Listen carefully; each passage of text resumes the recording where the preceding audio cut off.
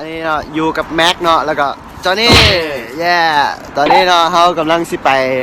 ใช่ไปที่ไปเที่ยวเนาะ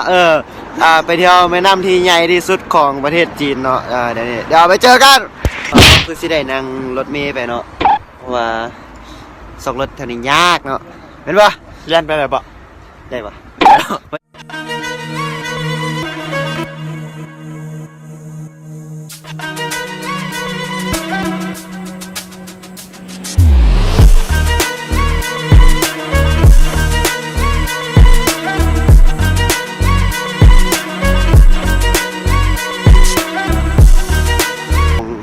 เส้นทางไปแม่น้ำช้างเจียงเนาะก็ใช้เวลาอยู่ประมาณสักนาทีกว่า30ประมาณนั้นเด้ ขี่รถก่อนน่ะจะประมาณ20นาทีย่างไปกับประมาณ10นาทีไก่พอประมาณจนเมารถเฮ้ยไม่ยังติดเกือบมั้งฮะ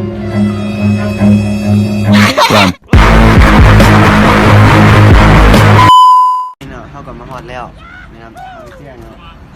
ตอนนี้เขาเข้าไปเบิ่งข้างในกันเลยไป I can't see the end, but we'll see it through.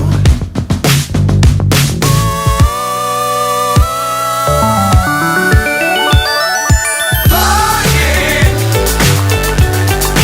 get on board. แล้วแม่น้ำช้างเจียง